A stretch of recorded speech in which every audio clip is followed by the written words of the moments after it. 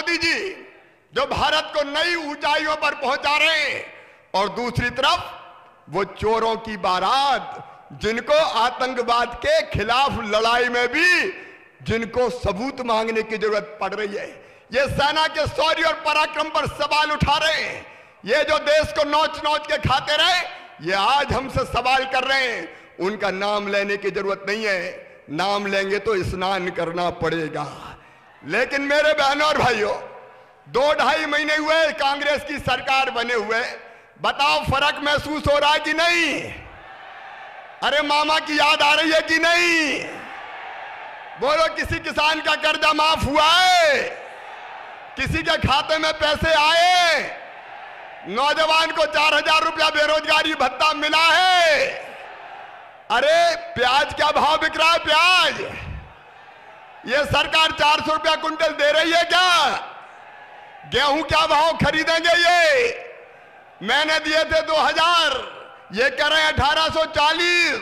अरे सोयाबीन का बोनस दिया है क्या? एक ही काम, चारों तरफ तबादलों का जोर, और वो भी बिना लिए दिए नहीं हो रहे। पैसा ले जाओ, पैसा दे जाओ और ऑर्डर ले जाओ। ये लाइन ऑर्डर है कांग्रेस का। कुछ मंत्री कह रहे हैं 300 आतंकवादी मारे गए, भाजपा के अध्यक्ष कह रहे हैं 250 मारे गए, महंत योगी आदित्यनाथ कह रहे हैं 400 मारे गए, एसएस आहलूवालिया कह रहे हैं एक भी नहीं मरा। पूरे देश में एक ऐसी स्थिति बन गई है कि एक तरफ विश्व के अनेक मीडिया इस पूरे एयर स्ट्राइक पर प्रश्न चिन्ह लगा रहा है, और दूसरी तरफ केंद्र सरकार इन सब बातों से बच रही है।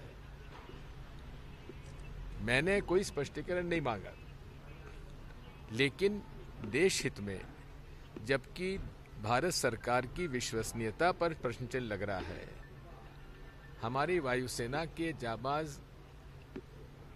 सैनिकों पर, एयरफोर्स पर प्रश्न चिन्ह लग रहा है, तो केंद्र सरकार को ये बात साफ करनी चाहिए। मैंने इतना भर कहा है। लेकिन सर सुन लीजिए, मैंने हमेशा से आतंकवादियों का विरोध किया है। मैं अकेला व्यक्ति था अभी जिसने प्रधानमंत्री पाकिस्तान से ये कहा है कि आपको हफीज सईद और मसूद अजहर को तत्काल भारत को भेज देना चाहिए। मीडिया वो बताने के लिए तैयार नहीं है। मीडिया को ये बात मेरी तरफ से कहने की अच्छी नहीं लगती है। भारत सरकार के प्रधानमंत्री उनके मंत्रियों को ये नज़रअंदाज करते हैं। हमने ये प्रश्न पूछा था कि जब जैश ए मोहम्मद ने कह दिया था कि सुइसाइड बॉम्बिंग हो सकता है, 2500 सीआरपीएफ के जवानों को बस से भेजने का क्या कारण था?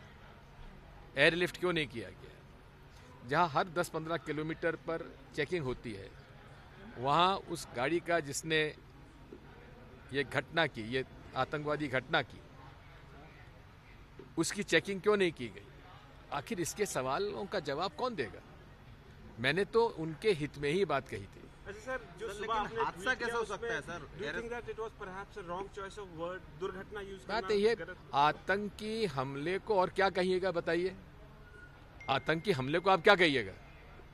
उसी बात का सर वो कह रहे हैं। देखिए बात ऐसा, उसका उत्तर, क्योंकि मेरे प्रश्नों का उत्तर उनके पास है नहीं, इसलिए शब्दों का फेर कर रहे हैं। देखिए, कोई बात छिपी नहीं है, सब बात सामने आएंगी, और ये जानकारी केवल देश में नहीं है, विदेश में है कि क्या सच्चाई है। ये सामने आएंगी और सबको इसका जवाब देना पड़ेगा। पुलवामा अटैक को दिग्विजय सिंह ने एक्सीडेंट बताया है, दुर्घटना बताई है। ये देखिए, दिग्विजय सिंह से पूछिए, पर मैं तो इतना ही कहना चाहता हूँ कि आज के दिन जो स्ट्राइक है, जिस स्ट्राइक का रूप दिया गया, स्वरूप दिया गया, ये जनता को बताना चाहिए, इसके चित्र सामने आने चाहिए। और कल तो एयरफोर्स के चीफ ने कहा है कि हम तो टारगेट में जाते हैं। टारगेट का मतलब हुआ जो टारगेट उन्हें बताया जाता है डिग्रीज में, जीपीएस में जो टारगेट बताया जाता है, वो कहते हैं उसी जीपीएस में हमने किया है। वहाँ क्या था, क्या नहीं था, क्या हुआ, उससे मतलब नहीं हमें। लेकिन सर, आतंकी हमले को दुर्घटना कहना आप मानते हैं गलत है? अब मैं नहीं जानता। सेना के नाम अभिनंदन लौट आए हैं और पूरी देश भर में उल्लास का माहौल देखने को मिला। किस तरीके से आप देखते हैं सर इस पूरे मामले को? मुझे इस बात की प्रसन्नता है कि पाकिस्तान के माननीय प्रधानमंत्री ने हमारे जाबाज वायुसेना के अधिकारी को हमें वापस लौटा दिया, जिसकी वजह से उन पर आईएसआई और उन्हीं की पार्टी के लोगों ने काफ़ी उनके खिलाफ बयानबाजी की है कि उनको हिंदुस्तान के साथ बार्गेनिंग करनी थी, बिना बार्गेनिंग के उन्होंने छोड़ दिया। तो मैं इमरान खान जी को इस बात के लिए बधाई देता हूं कि उन्होंने एक नया रास्ता, एक अच्छे पड़ोसी होने का दिखाया, लेकिन साथ में उन्हें अब बहादुरी के साथ हाफिज सईद और मसूद अजहर को भी हमें सौंप देना चाहिए। उनकी विचारधारा, मानसिकता भी पाकिस्तान की तरह के खाते भारत का है, लेकिन बजाते पाकिस्तान का है, ऐसा उनका कहना है। कैलाश विजयवर्गीय जी के मैं बयान थोड़े दिनों से पढ़ रहा हूँ, थोड़े भटके हुए लगे नजर आ रहे हैं। ऐसी बातें उनको नहीं करना चाहिए। सर, नरेंद्र मोदी जी कह रहे हैं कि पहले सेना को कार्य करने की आज़ादी नहीं थी और अब जो है उनके कार्यकाल में सेना को आज़ादी मिल गई है, क्या है? इतना ही कह सकता हूँ मैं, श्री नरेंद्र मोदी जी से बड़ा झूठा व्यक्ति हमने देखा नहीं। सवालिया निशान उठ रहे हैं इस कार्रवाई में। इस बात की जिस तरह की कार्रवाई हुई मुझे नहीं, मैं सवालिया निशान नहीं उठा, सवालिया प्रश्न नहीं कर रहा। ये आज तकनीकी का युग है और तकनीकी युग में आज हम यहाँ बात कर रहे हैं, ये किसी छुपा नहीं है। खुले में तो सैटेलाइट के माध्यम से सारी पिक्चर सामने आ जाती है। तो जिस तरह का प्रमाण अमेरिका की सरकार ने उसामा बिन लादेन के बारे में पूरे विश्व को दिया, उस तरह का प्रमाण हमको भी देना चाहिए। बार बार नाम चल रहा है भोपाल से या इंदौर से दिग्विजय सिंह चुनाव लड़ सकते हैं। दिग्विजय सिंह ने सन 77 में पहली बार टिकट मांगा था, लोकसभा का नहीं मिला। उसके बाद से लेकर आज तक मैंने कभी टिकट नहीं मांगा।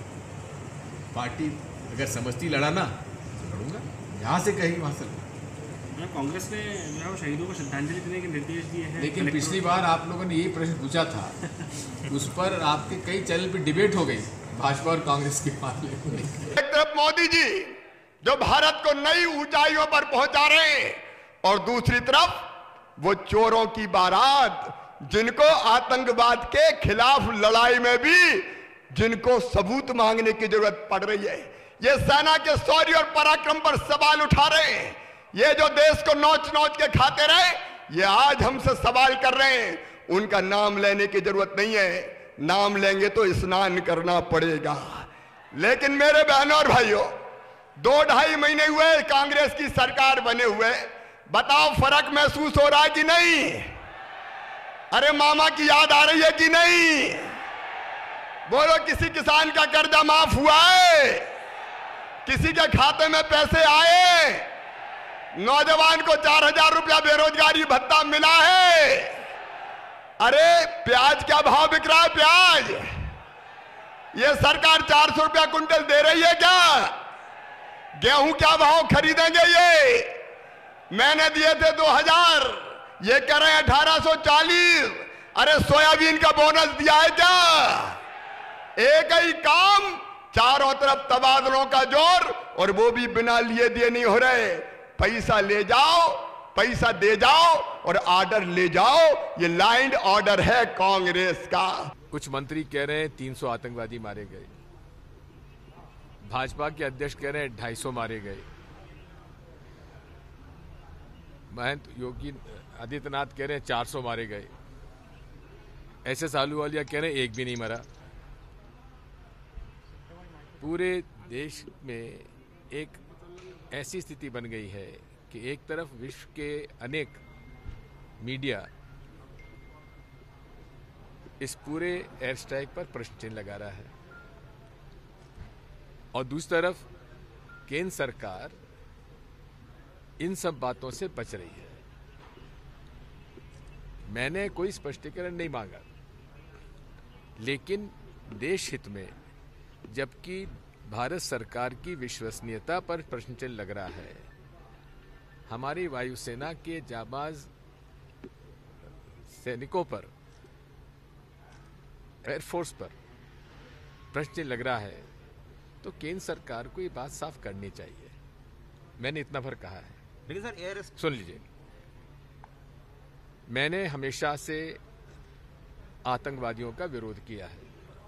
मैं अकेला व्यक्ति था अभी जिसने प्रधानमंत्री पाकिस्तान से ये कहा है कि आपको हफीज सईद और मसूद अजहर को तत्काल भारत को भेज देना चाहिए।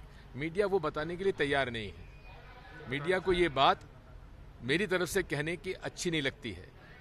भारत सरकार के प्रधानमंत्री उनके मंत्रियों को ये नज़रअंदाज करते हैं।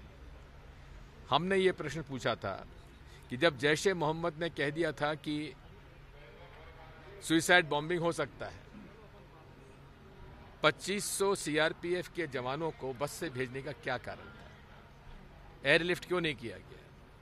जहां हर 10-15 किलोमीटर पर चेकिंग होती है, वहां उस गाड़ी का जिसने ये घटना की, ये आतंकवादी घटना की, उसकी चेकिंग क्यों नहीं की गई? आखिर इसके सवालों का जवाब कौन देगा? मैंने तो उनके हित में ही बात कही थी। अच्छा सर, जो सर, सुबह लेकिन आपने हादसा ट्वीट कैसे किया हो सकता है, उसमें, sir? do you think that it was perhaps a wrong choice of word, दुर्घटना यूज करना बात ये गलत? आतंकी हमले को और क्या कहिएगा बताइए? आतंकी हमले को आप क्या कहिएगा? उसी बात का सर वो कह रहे हैं कि देखिए बात दुर्घटना ऐसा, उसका उत्तर, क्योंकि मेरे प्रश्नों का उत्तर उनके पास है नहीं, सर लेकिन इसलिए शब्दों का फेर कर रहे हैं।